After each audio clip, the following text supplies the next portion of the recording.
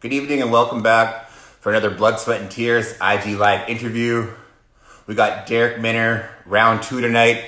We had some technical difficulties last night, so we got to thank Darrick for coming back in advance. Darrick fights Jordan Griffin rematch this weekend at UFC on ESPN2, I versus Calvillo. Make sure you tune into that. We'll let Darrick sign in and let's fucking go.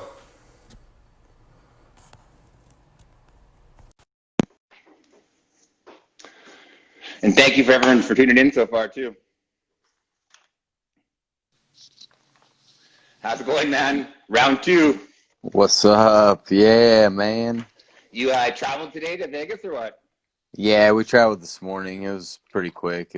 We left Omaha at like 9:30, got in at 10:30 Vegas time, so we've just been chilling. Oh yeah. Did you have to do any training today or anything like that, or you just kind of got to chill? Or Yeah, we got one workout in, our blew out our lungs, hard pad rounds earlier, and now right after I get off here, I'll probably get a sweat in and just nice and light, nothing too crazy, just about an hour, and then yeah, go to sleep. nice. Did you happen to see the Fight Island news today? Yeah, man, that's gonna be wild. Right. I'm so excited, man.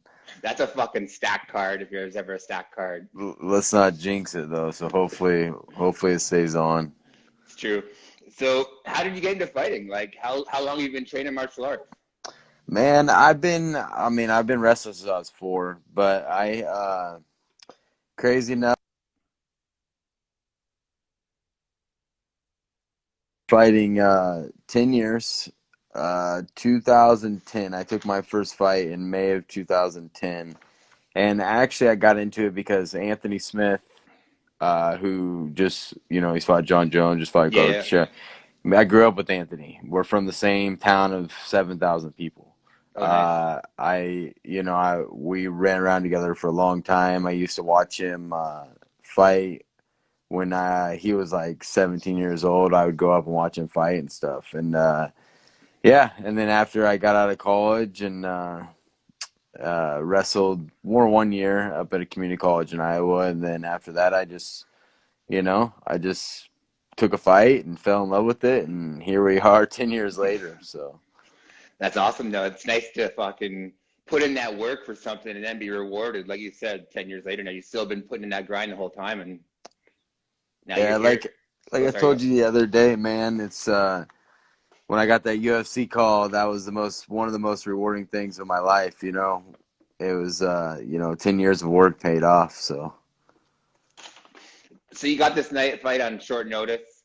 How much training were you able to get in for this camp again? Man, I started amping it up about 3.5, 4 weeks ago because I knew, like I said, I knew this was gonna happen at some point. Like I Yeah. didn't know when, whether it was gonna be July. I was hoping for like a July date, like a beginning of July, but they hit us up and said, "Hey, we know you wanted beginning of July, but we got this opponent, and what do you think?" And we're like, "Well, took it." Well, it happened that dude didn't take the fight. Yeah. So he didn't accept me, and so then Sean was asking for me or asking what we wanted, and so we really don't care. So But I trained. I mean, I've been hitting it hard. Like I didn't miss much training at all with this COVID stuff. yeah, nice. That's good then.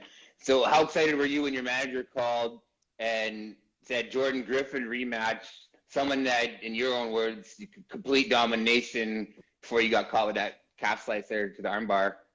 How Well, excited? I was excited. I was like, they gave us a list of 5 names. Jordan Griffin's name was on it, and I was like, yeah, I'll fight any of those guys. And I'm like, well, I'll be surprised if Jordan takes that fight. And so Mm.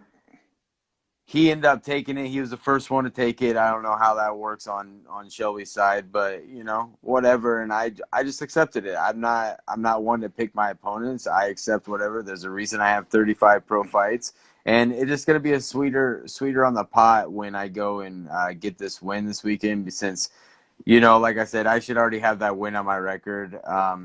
But you live and you learn. I was trying to make him a highlight reel, and next thing I know, I was sitting there and in some weird ass position that You know, he didn't even know. He didn't even know what it was. His coach yelled, "Grab the arm." He grabbed the arm, no matter what they say or whoever said anything. And so it'll be nice to get in there and scrap it up again and just have fun. Yeah, yeah. So what are you going to take away specifically from that fight? Like from that loss, like what are you going to take away and learn from? Just don't force everything. Just don't force anything. Just have fun in there. Do what I do. Do how spar and how I spar, how I train, how I fight. I just gotta go in there and have fun. I'm yet to reach my potential in the cage. I'm yet to no one's really seen me. Like I see all this bullshit online, like, oh, he's so wild, he's so crazy, blah blah blah. Yeah, I am, and I go in there and I want to get the finish, but no one's ever really seen me as a complete fighter that I actually am. I'm one of the most well-rounded fighters, that Yeah. I could tell you. Like my transitions are super well, but I just like to finish people. I like to make people tap out. I like to make people give up, and sometimes that gets me in trouble in my fights. And so I just got to go in there with Jordan and just be patient, take my time, just enjoy hitting him in the face instead Yeah. of hearing him gurgle, enjoy watching my strikes land, enjoy, making him not be able to get up. Because once I just go into I'm gonna hold you down and beat you up mode, it's gonna be a different fight. Yeah, and like you said, like it's cool to have that fucking finish, but if you can just dominate someone for 15 minutes and you literally take their soul from them, that's got to be rewarding too, right? When it's end of a fight, a guy doesn't even look like he's got his hand raised. He didn't when they're about to announce the winner, and he's just look over at him and he's got his head down. That's got Yeah, to be rewarding too. I've had fights. I had a fight. One of my 3 decisions was like that. I cut a dude 12 times on his face. 10-8 rounds and all that. Which, that's just the way I'm gonna go fight him, and he's gonna give up something.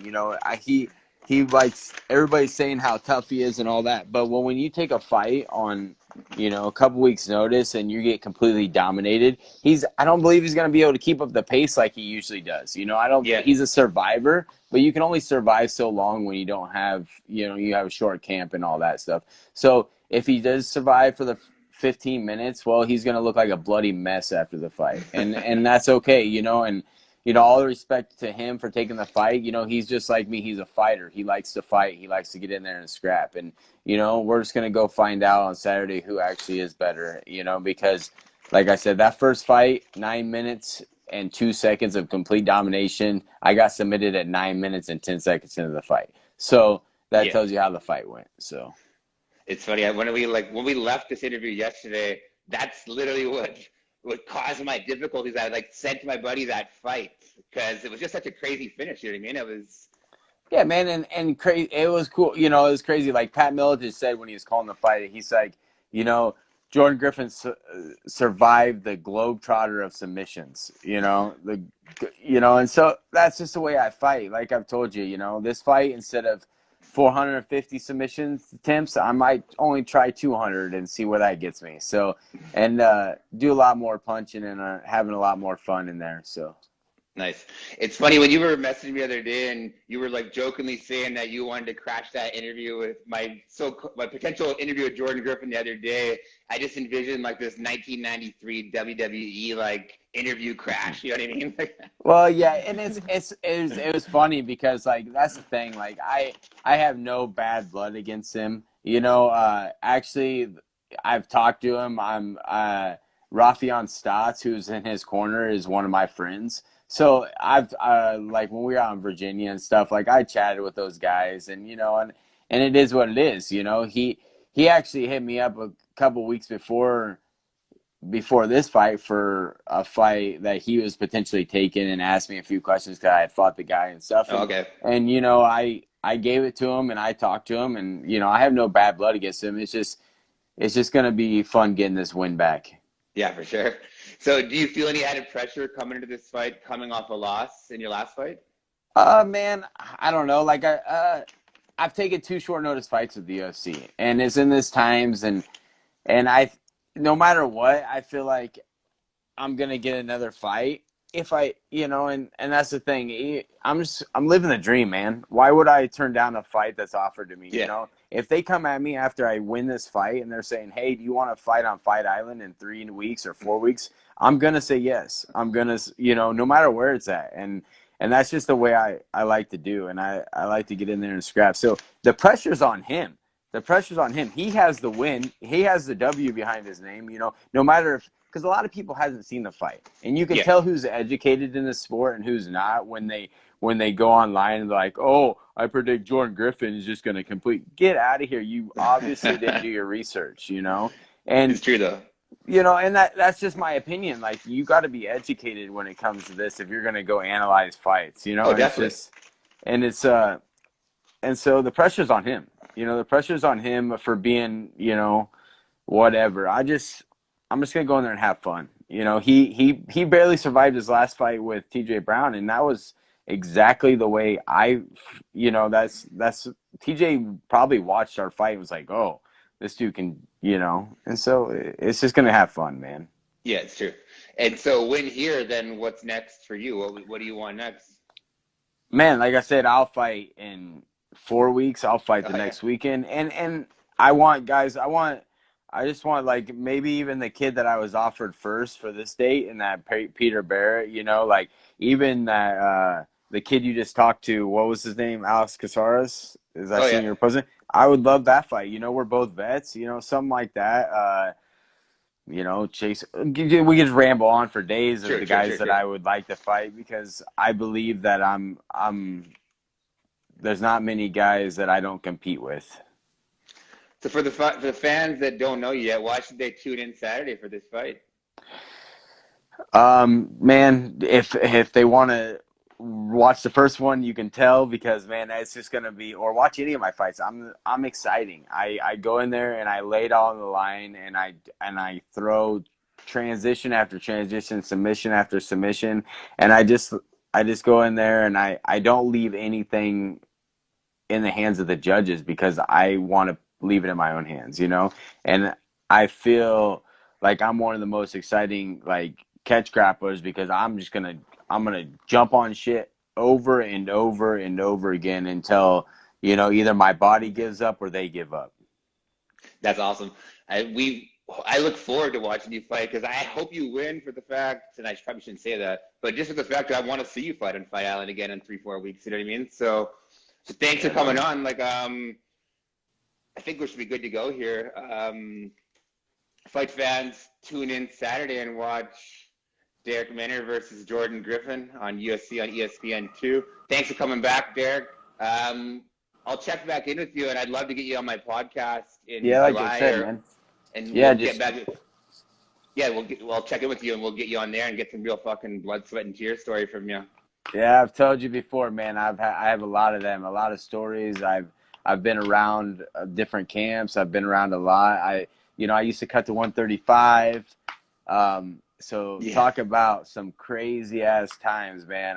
yeah, I bet. I yeah. That's for another day, man. That's for another day. So, Definitely. I'll hit you up after this fight. So good luck this weekend, and thanks for having me back here. all right, thanks, brother. Take care, bro.